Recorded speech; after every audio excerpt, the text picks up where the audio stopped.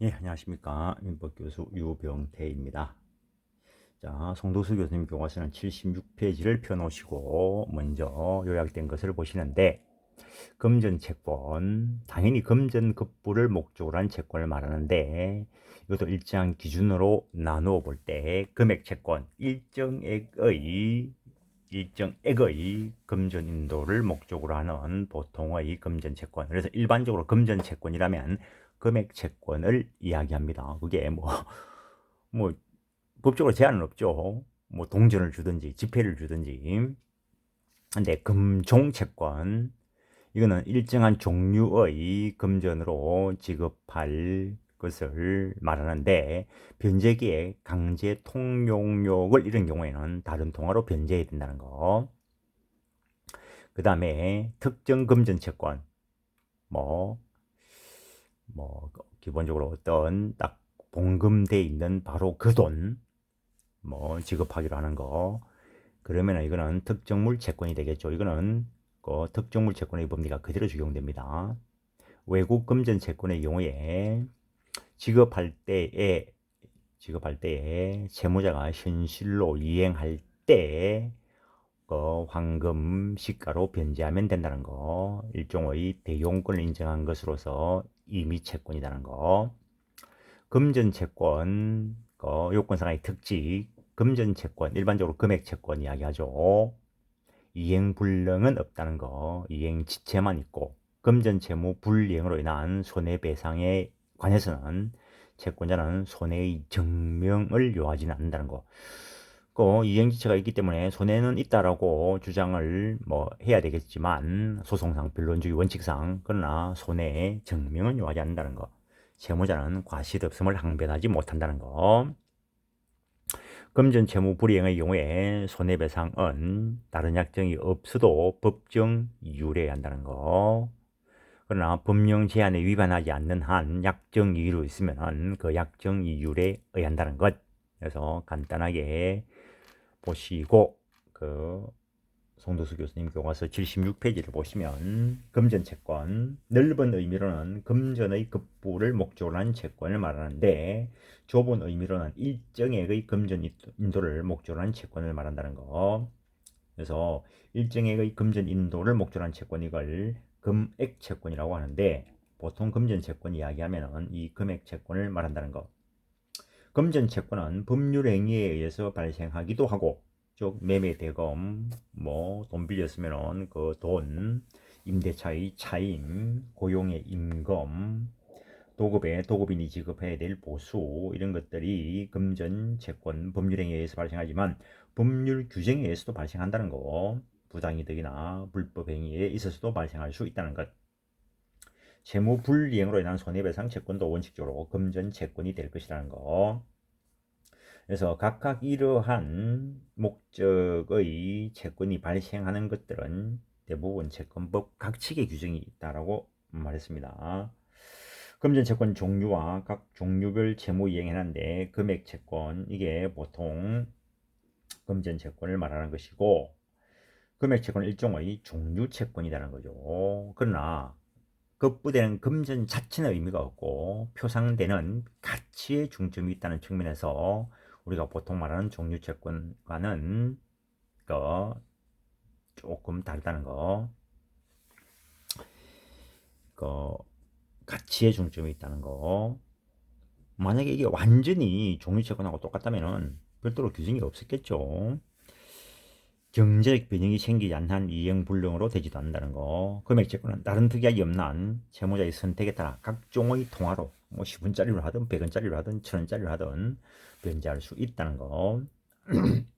여기서 통화라는 것은 국가 법률로서 강제 통용력이 인정되는 금전을 말한다는 거. 금종채권, 일정한 종류에 속하는 통화의 일정량을 급부할 것을 말하는데, 이러한 금종채권은 보통 당사자 사이의 특약에 의해서 정해진다. 만원짜리로 달라, 1000원짜리로 달라, 그럴 수 있겠죠. 금종채권의 경우 채무자는 정해진 종류의 통화로 변제하여야 한다. 그런데 그 종류 통화가 변제기에 통용력을 잃었으면 어떻게 되는가? 이에 관하여 민법은 그런 때는 강제 통용력 있는 다른 동화로 변제하도록 규정하고 있다는 것.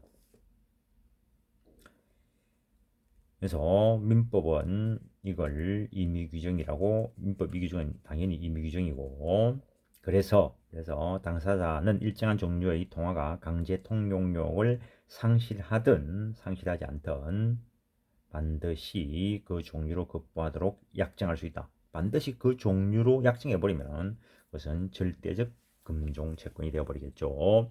절대적 금종채권은 절대적으로 일정한 종류의 금전을 급부하여야 하는 채권을 말한다는 거.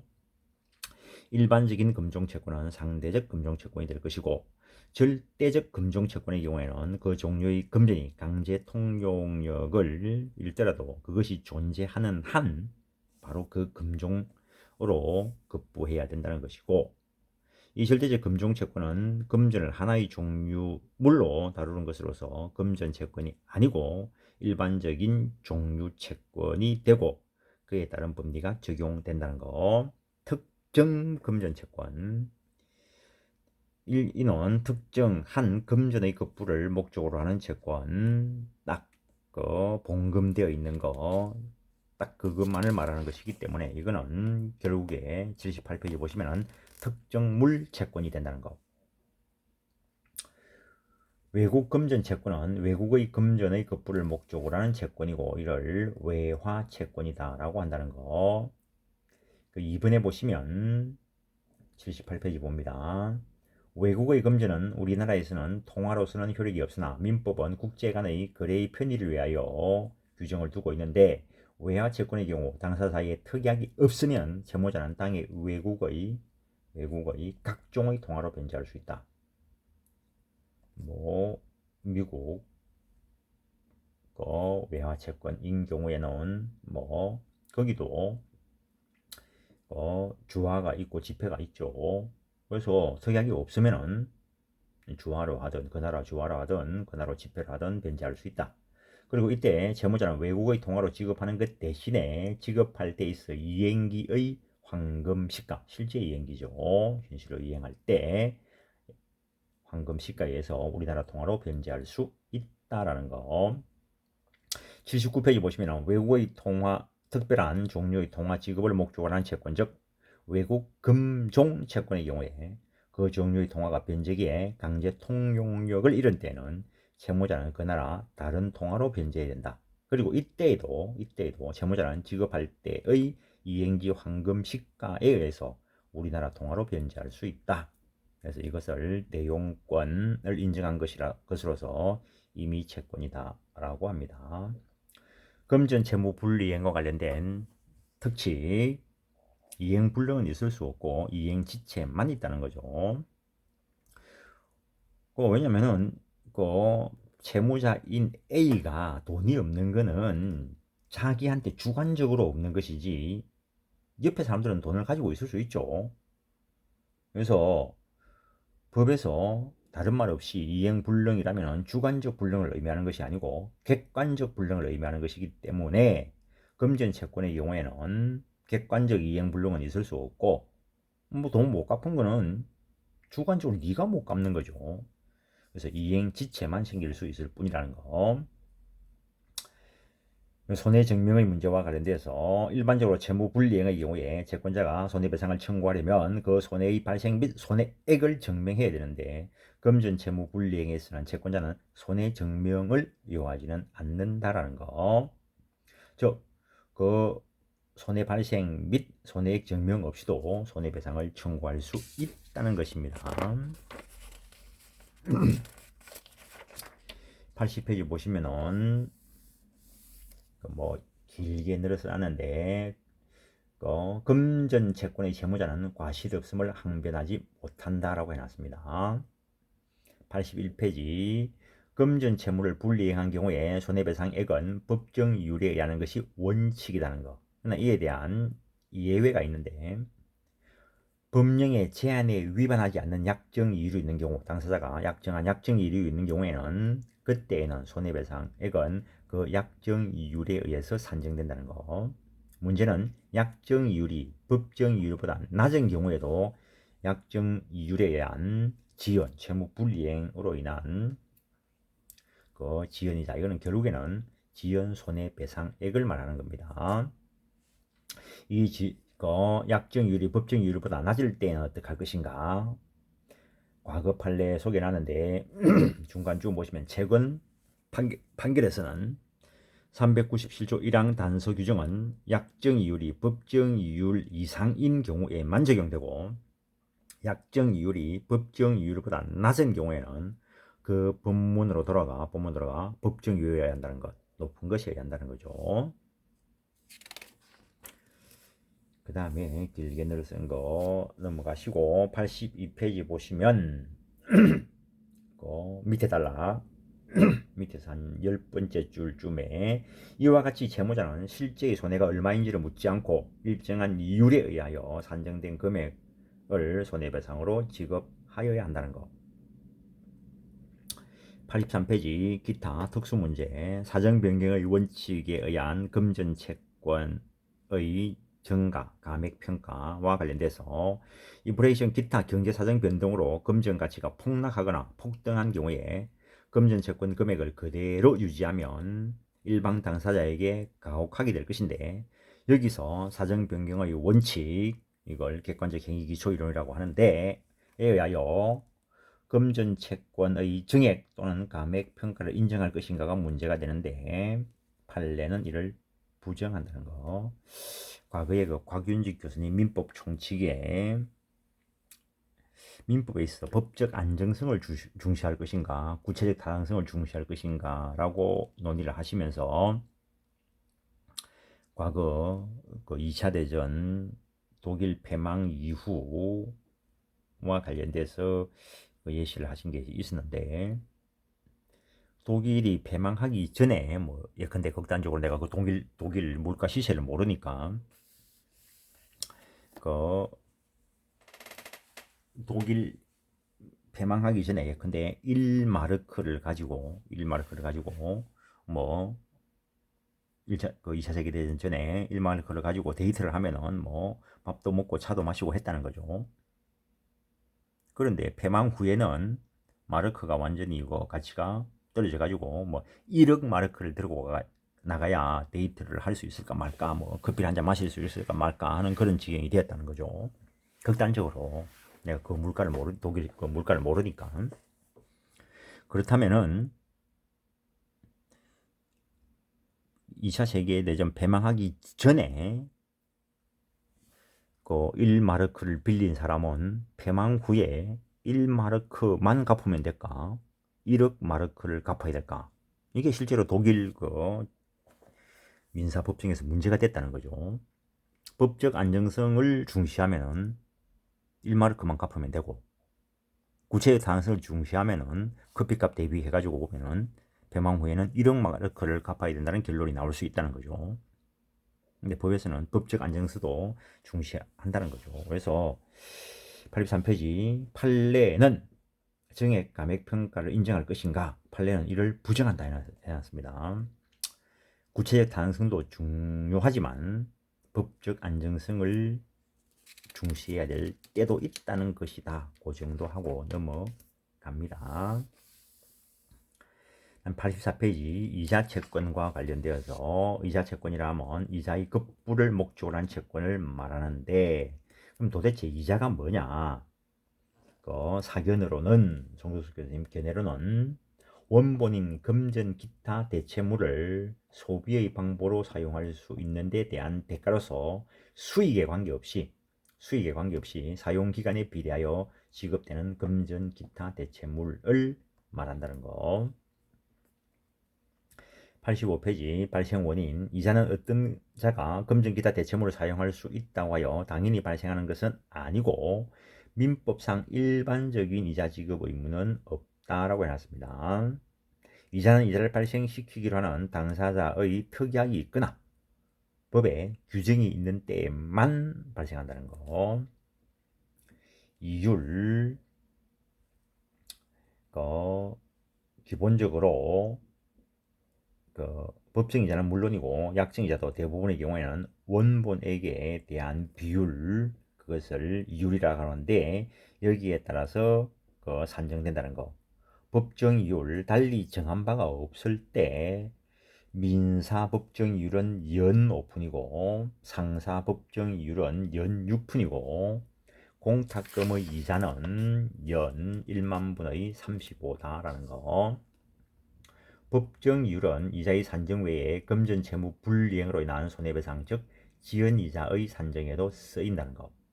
그런데 금전 채무의 전부 또는 일부 이행을 명하는 판결을 선고할 경우에 금전 채무 불이행으로 인한 손해배상 산정 기준이 되는 법정이율은 소송 촉진 등에 관한 특례법을 보면은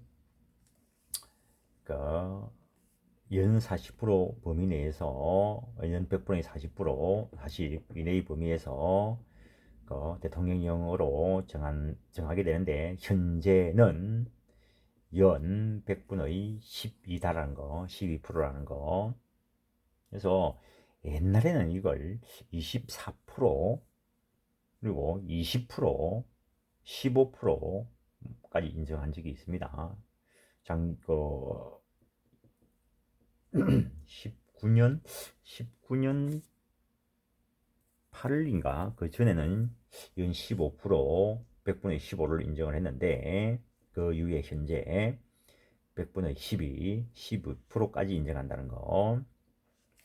과거에 연 20%를 인정을 할 때 연 20%를 인정해버리면 5년만 지나면은 원금만큼의 이자가 붙어 있습니다.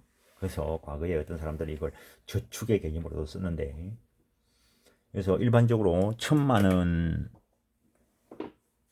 원에 대한 채권을 가지고 있을 때 소송의 확정 판결을 받으면은 소장 부분 송달 1부터 다 갚을 때까지 연 20% 비율로 계산한 이자를 지급하라 이렇게 판결 내려버리면 5년 지나면은 이자가 1,000만 원 되고 또 5년 지나면 이자가 1,000만 원 되고 그래서 10년이 되어버리면 소멸되어버리니까 10년 되기 전에 다시 소송을 들어오면은 그때는 이제 1,000만 원짜리가 3,000만 원짜리 돼 있는 거죠.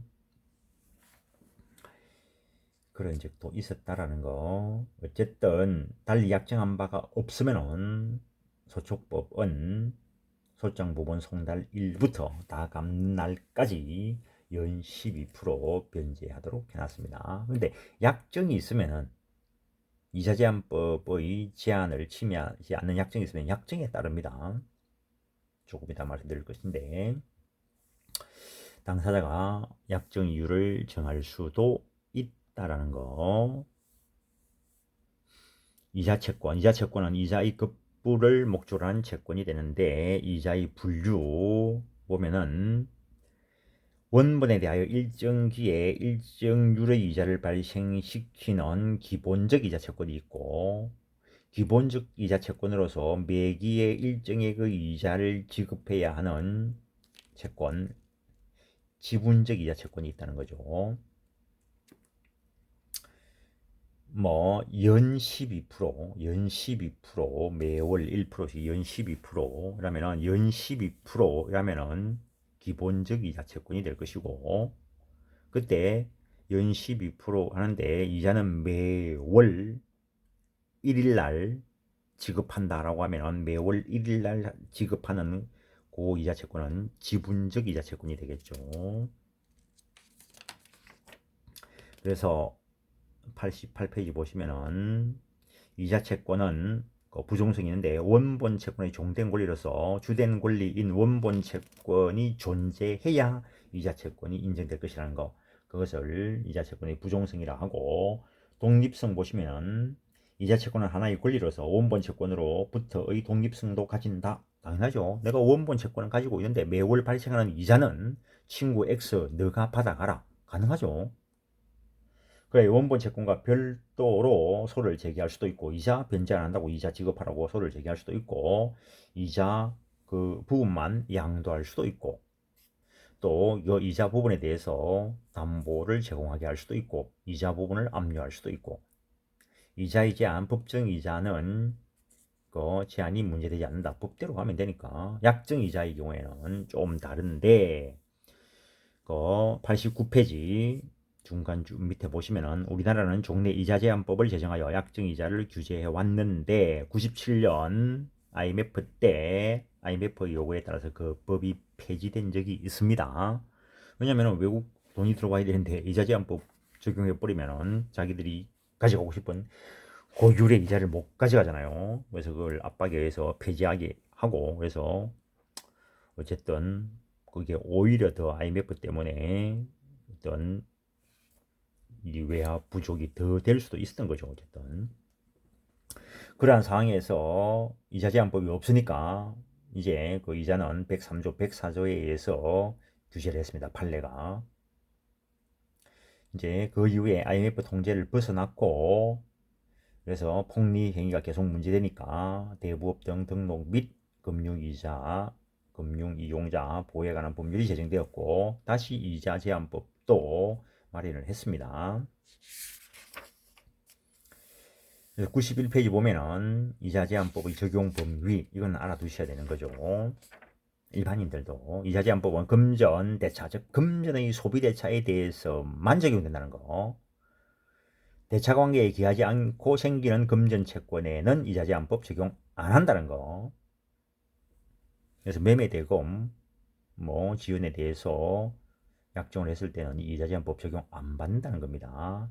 그다음에 금전 이외의 대차물의 대차에 대해서 적용되지 않는다는 거. 그다음에 금전 소비 대차인 한 그것이 뭐 주체가 상인이든 아니든 상관없이 적용되고, 이자는 금전이 아니어도 적용된다. 원금은 금전이어야 되는데 이자는 금전이 아니어도 적용된다는 거. 그 다음에 대차 원금이 10만원 미만인 때에는 이자 제한법 적용되지 않는다는 거. 현재는 최고 이율 이자 제한법상 연 24%로 되어 있다는 거. 그래서 과거에는 30%까지 가능했습니다. 근데 지금 이제 24%까지 제한해 놨다는 거. 그래서 약정 이율을 24%, 20%까지 할 수 있죠. 24%까지 할 수 있는데 24%까지 했다고 봅시다. 그럼 변제기에 변제를 하지 않는다면은 소송을 들어갈 때 원금 및 원금 뭐 예컨대 1억 및 이에 대하여 연 24%의 비율로 계산한 뭐 금원을 지급하라. 이렇게 소송을 제기하면 되는데 내가 그렇게 소송을 한번 제기했더니 그 법원에서 보증 명령이 나왔어. 서촉법에 의하면은 소장 부본 송달일 다음 날부터는 연 12%인데 고쳐라라고. 말도 안 되는 소리를 하고 있는데 법원에서 그런 보증 명령이 나오니까 황당한 거죠. 물론 판사님이 하진 않았겠죠. 사무관이 했을 건데. 왜냐면은 서촉법에서 정하고 있는 것보다 높은 약정 이율이 있으면 높은 약정 이율대로 가면 돼. 단 이자 제한법은 위반하지 않아야 되는 거죠. 그러니까는 약정 연 24%로 한 것 같으면은 누가 소송을 제기할 때 1억 및 이에 대하여 뭐 이행기 근데 뭐 2020년 뭐 1월 1일부터 다 갚는 날까지 연 24%의 비율로 계산한 각 금원을 지급하라. 이렇게 청구 취지에서 기재를 할 건데 그 법원에서 하는 대로 의미하면은 그 1월 1일부터 소장 부분 송달일까지는 연 24%, 소장 부분 송달일 다음 날부터 다 갚는 날까지는 연 12% 이렇게 고치기를 바라는 보증명령을 내렸다는 거지. 그래서 이걸 참 가리켜 가면서 이행을 해야 되는데, 그래서 이걸 어떻게 해야 되나? 그래서 교수님 교과서를 보면 그런 세부적인 내용이 안 나오죠. 그래서 사법연수원 교재에 이 부분에 대한 설명을 복사를 해가지고 그 보증명령에 소촉법 규정은 그것보다 낮은 이율 있을 때 그걸 적용하는 거고, 예컨대 연 5%를 약정했거나 또는 이자 약정이 없으면은 지연이자는 연 5%가 될 것이고, 그러면은 이행기인 20년 1월 1일부터 소장 부분 송달일까지는 연 5%, 소장 부분 송달일 1부터 다 갚는 날까지는 연 12%의 비율로 계산한 각 금원을 지급하라 이렇게 들어갈 거라는 거죠. 그런데 소축법이 정하고 있는 12%보다 높은 24% 약정을 해놨는데 법을 아는 사람이 그걸 소장부원 송달 1부터 연 12%까지 이렇게 들어가면 말이 되냐고 이게.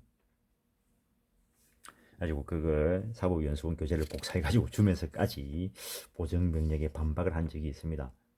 법원에서 보정명령대로 오면은 뭐 어쩔 수 없이 뭐 따라야 되는데 뭐 따르면은 그 내 고객에 대해서 손해가 발생하는 거죠. 그러니까 그거 따를 수 없는 거지. 그럼 반박을 해야 되는데 반박 근거 판례가 있으면 판례를 들먹이면 되고 뭐 그런데 뭐 구체적으로 그가 정리하는 게 없어가지고 그때 사법연수원 교재를 가지고 반박한 적이 있습니다. 그때는 이제 연 15%될 때인데 지금은 12%니까 법리는 똑같죠. 92페이지 제한 위반의 효과 이자가 제한율에 따라 산정된 금액을 초과하는 경우에는 그 초과 부분은 무효다는 거 지급되어 버렸다면 부당이득 반환 청구할 수 있습니다. 그 정도 하시고 복리와 관련돼서 이자에 대하여 다시 이자를 지급하기로 한 복리약정은 제한율을 초과하는 부분은 무효가 된다는 거. 그 부분은 그 정도 하겠습니다. 96페이지 복리 이야기가 있고 97페이지 선택채권 이야기 나오는데 이 부분 간단하게 일단 화면을 보시겠습니다. 선택채권은 각 채권 개성이 중요시 되는데 종류채권은 일정량의 물건에 치중하는 것으로서 물건 자체의 개성은 중요하지 않다는 거. 선택채권의 선택은 선택할 수 있던 시점까지 소고표가 있는데 종류채권은 그런 소고표가 없다는 거.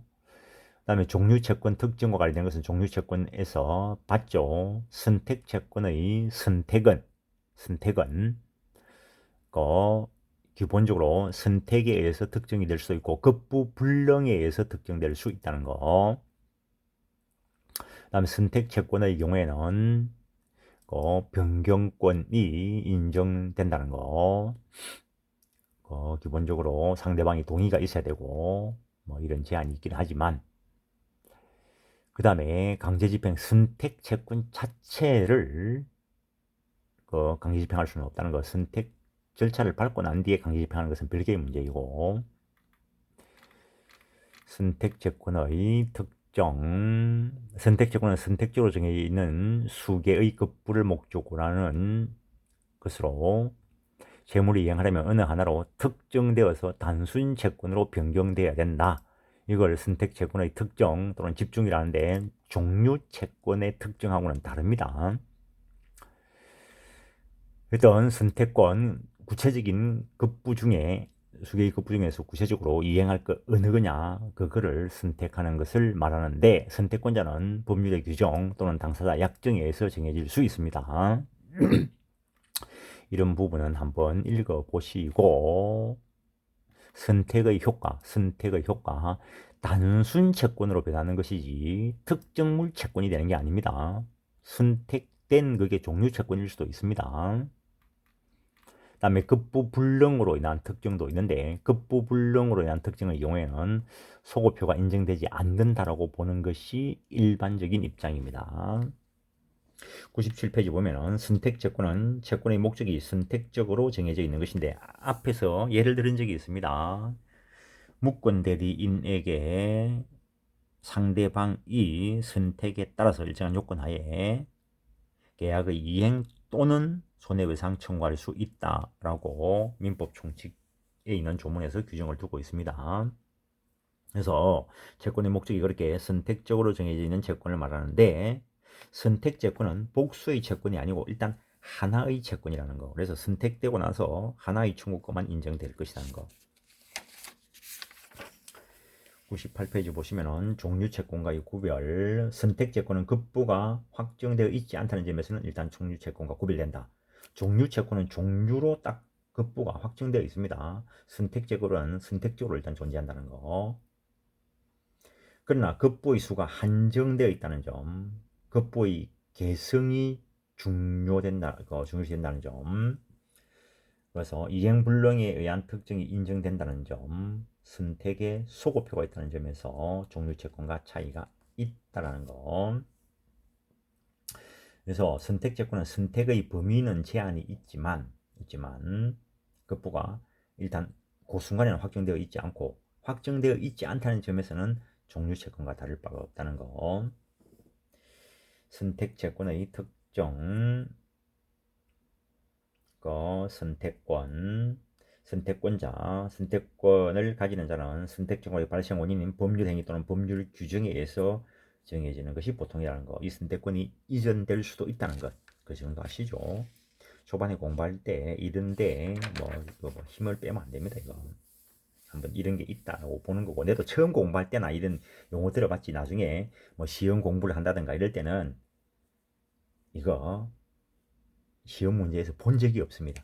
물론 기본 법리를 알아놓고 예를 들어서 무권 대리인 상대방에 대한 책임과 관련되는 그것이 주관식 문제로 나온다면은 그것이 선택채권이고, 이 선택채권의 법리를 약간이라도 기술하면은 다른 사람들보다는 그 가산점을 받겠죠.